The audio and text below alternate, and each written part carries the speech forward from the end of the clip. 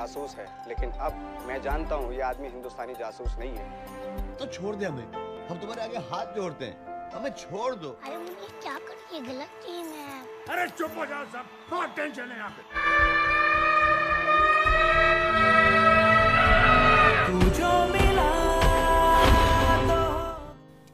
Halo everyone, kali ini Kaladiwa akan mereview sebuah film Bollywood yang dirilis pada tahun 2015 dengan judul Bajrangi Bhaijaan.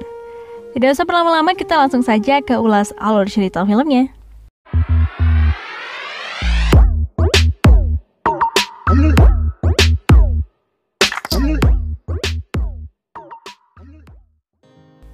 Di awal film, kita akan melihat sosok gadis kecil bernama Shahida yang berasal dari keluarga Muslim Pakistan.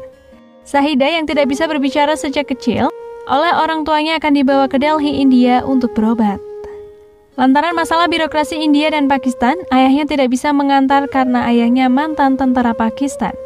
Akhirnya, ibunya yang mengantar Shahida ke Delhi. Di dalam kereta menuju Delhi dan di saat semua orang tertidur, Shahida yang diperankan Harsha Malhotra melihat segerombolan kambing dan ia turun dari kereta api untuk bermain dengan kambing-kambing tersebut. Namun mendadak kereta berjalan dan Shahida terpisah dengan ibunya. Shahida yang ketinggalan kereta itu pun akhirnya naik kereta lain yang membawanya ke Delhi, India. Setelah semalaman tidur di gerbong kereta, Shahida terbangun karena bising suara orang akan melaksanakan pesta di Delhi. Turun dari kereta, Shahida berjumpa dengan Pawan Kumar alias Bajrangi yang diperankan oleh Salman Khan. Dan Shahida mengikutinya kemanapun Pawan pergi. Lalu Pawan meninggalkan Shahida dan menempatkannya di sebuah kuil, dengan harapan orang tua Shahida akan mencarinya di kuil tersebut. Pada saat Pawan menaiki bis, Pawan merasa kasihan dan menghentikan bis tersebut lalu mengajak Shahida bersamanya.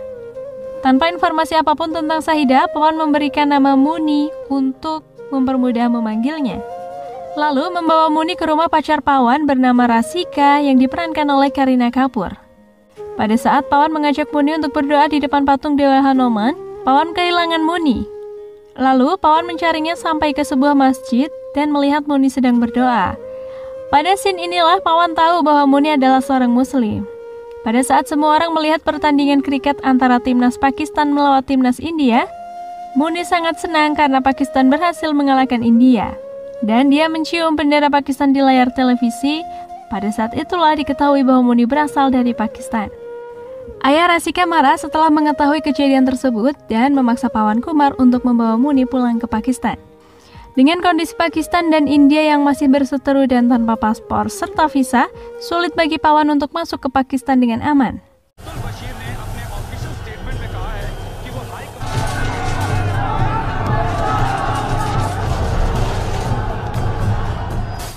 Hingga akhirnya Pawan membawa Muni ke agen perjalanan ilegal yang ada di Delhi. Dengan membayar agen ilegal itu dengan beberapa rupiah, akhirnya Muni diserahkan ke agen tersebut. Tapi Muni tidak mau berpisah dengan Pawan. Dengan berat hati, Pawan tetap meninggalkan Muni di agen perjalanan tersebut. Saat di perjalanan pulang, Pawan Kumar melihat gelang dan dia ingin memberikannya ke Muni sebagai oleh-oleh darinya untuk dibawa ke kampung halaman Muni. Tetapi saat Pawan akan kembali ke agen tersebut, ternyata kantornya sudah ditutup. Pawan langsung mengejar Muni untuk memberikan gelang yang telah dibelinya. Pawan melihat Muni dibawa ke tempat lokalisasi oleh agen tersebut. Pawan langsung mencari Muni di setiap kamar yang ada di lokalisasi. Dan ternyata benar apa yang ada di benak Pawan, bahwa Muni akan dijual ke germo yang ada di tempat itu. Pawan sangat marah karena merasa telah dibohongi.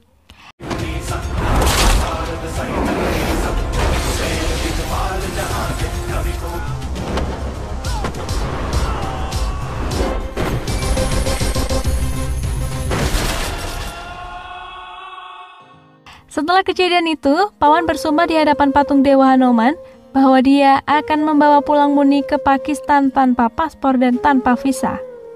Akhirnya Pawan menuju perbatasan India bersama Muni dan bertemu orang, sebut saja dia Bo Ali. Bo Ali tahu tempat di mana masuk ke Pakistan lewat terowongan yang dibuat di perbatasan. Pawan dan Muni mengikuti Bo Ali untuk memasuki terowongan tersebut agar sampai ke negara Pakistan. Scene pun berganti. Setelah sampai di Pakistan, Pawan dan Muni bertemu dengan polisi yang sedang patroli di perbatasan Pakistan. Polisi tersebut menanyakan paspor dan visa mereka. Karena Pawan dan Muni tidak mempunyai paspor, Pawan pun jujur kalau dia dan Muni menerobos lewat terowongan di sekitaran perbatasan, hingga akhirnya Pawan dituduh sebagai mata-mata dari India. Pawan dan Muni akhirnya dibawa ke kantor polisi untuk diinterogasi. Mendengar adanya mata-mata, seorang wartawan langsung mewawancarai Pawan saat akan masuk ke kantor polisi. Wartawan tersebut menanyakan beberapa pertanyaan yang Pawan tidak tahu harus menjawab apa, karena Pawan bukan mata-mata yang dimaksud wartawan tersebut. Saat diinterogasi polisi, Muni melihat kalender yang bergambar perbukitan tempat tinggalnya di sebuah pegunungan. Muni bergegas mengambil kalender itu dan menunjukkannya ke Pawan. Pawan menanyakan, apakah itu desamu, Muni? Muni menjawab dengan menganggukkan kepalanya. Polisi yang sedang menginterogasi mendekati Muni karena tidak percaya bahwa Muni tidak bisa berbicara. Muni dipaksa untuk membuka mulutnya oleh polisi tersebut. Karena perlakuan kasar polisi terhadap Muni, Pawan Kumar pun marah melihat hal tersebut.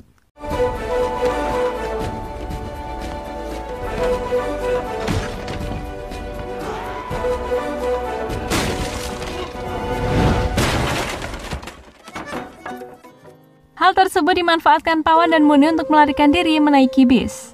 Wartawan tadi melihat Pawan dan Muni melarikan diri dan mengikuti mereka sampai ke bis yang ditumpangi Pawan. Setelah di bis tersebut, wartawan menelpon polisi kalau Pawan melarikan diri dengan menaiki bis ke arah Alipur. Di perjalanan, Pawan dimintai uang oleh kondektur. Bukannya memberikan uang, Pawan malah menceritakan kisahnya kenapa sampai ke Pakistan pada kondektur tersebut dan bertanya pada kondektur tentang tempat apa yang ada di kalender yang dia bawa dari kantor polisi. Mendengar kisah Pawan, wartawan yang mengikuti malah iba dan terharu dengan kisah Pawan. Hingga akhirnya si wartawan tersebut malah membantu Pawan dan Muni melarikan diri dari kejaran polisi. Saat semua penumpang ditanya oleh polisi, apakah melihat seorang laki-laki dan anak kecil? Mereka semua menutupinya dengan menjawab tidak melihat mereka. Akhirnya, mereka bertiga bermalam di sebuah tempat. Hingga keesokan paginya, Pawan dibangunkan oleh banyaknya anak kecil di tempat tersebut yang ternyata itu adalah masjid. Pawan yang mengetahui itu langsung keluar dari masjid. Maklum, Pawan kan bukan orang muslim, di pengikut Dewa Hanoman. Oke, skip yang barusan.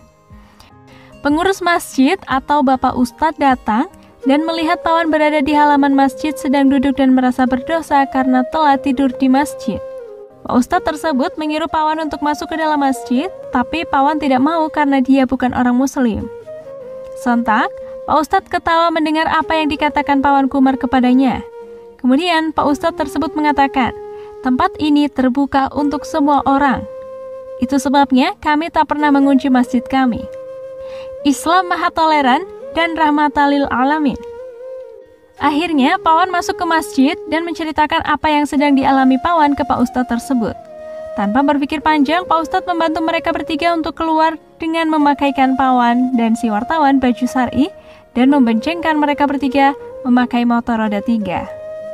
Setelah sampai di tempat yang dirasa jauh dari kejaran polisi, Pak Ustadz menurunkan mereka bertiga karena hanya bisa mengantarkan sampai di tempat itu. Pawan sangat berterima kasih pada Pak Ustadz karena telah membantunya. Tapi Pawan bingung dengan cara apa ia berterima kasih pada Pak Ustadz dan dengan salam apa dia mengucapkan terima kasih padanya. Karena kebingungan Pawan, Pak Ustadz menanyakan bagaimana caramu biasa mengatakannya. Jai Sri Ram, kata Pawan. Pak Ustadz mengikuti kebiasaan Pawan dengan mengucapkan Jai Sri Ram dan segera pulang. Dalam benak Pawan masih bingung kenapa agama Islam mau menirukan salam dari pengikut Dewa Hanoman. Scene berganti di perjalanan menuju desa Muni. Chan Nawaj mengabadikan dengan memvideo Pawan dan Muni untuk dijadikan bahan berita nantinya. Di tengah perjalanan, ternyata jalan sudah diblokade oleh polisi yang sedang mencari Pawan yang dikira sebagai mata-mata. Pawan melarikan diri ke hutan dan dikejar oleh polisi yang mencarinya. Saat semua polisi mengejar Pawan, Chan Nawaj memanfaatkan kesempatan untuk membawa Muni ke orang tuanya yang sudah dekat dengan desa Muni. Akhirnya Pawan terpojok dan dari jauh salah satu polisi menembaknya, bersamaan dengan Muni yang telah sampai dan bertemu dengan ibunya.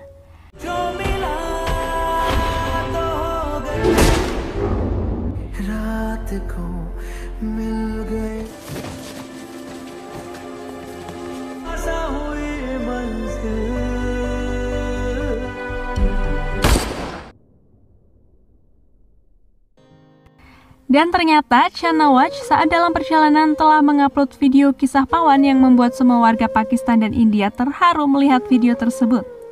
Pawan pun tertangkap dan dihajar oleh polisi untuk mengaku bahwa dia adalah mata-mata dari India, tapi dia tidak mengaku karena memang Pawan bukan mata-mata. Akan tetapi, atasan dari polisi, sebut saja dia Jadal Ramzak, menelpon anak buahnya dan menyuruh agar Pawan tetap menjadi tahanan sebagai mata-mata dari India dan mengancam anak buahnya untuk tidak membebaskan Pawan. Tapi polisi tersebut tetap pada pendiriannya dan kasihan apabila Pawan, orang yang tak bersalah, mendekam di penjara Pakistan seumur hidupnya. Bagi dia, jika itu terjadi akan menodai kehormatan negaranya. Akhirnya Pawan dibebaskan oleh polisi tersebut dan akan dikembalikan ke India melewati perbatasan. Di perbatasan India, ratusan orang pun datang untuk menyambut kepulangan Pawan ke negaranya.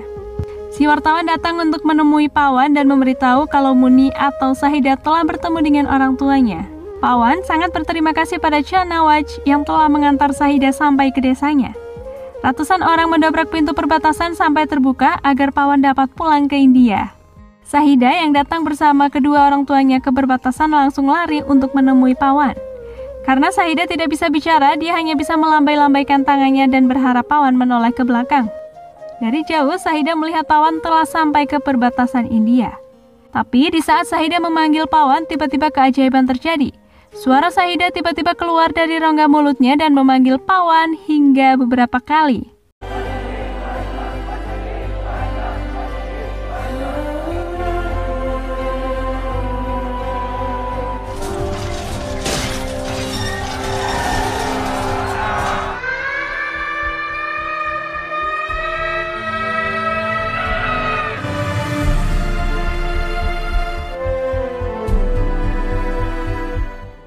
Karena mendengar ada yang memanggil namanya, Pawan pun menoleh dan ternyata Sahida atau Muni yang memanggilnya. Pawan pun terkejut, berlari menuju Muni dan menggendongnya, kemudian film pun berakhir.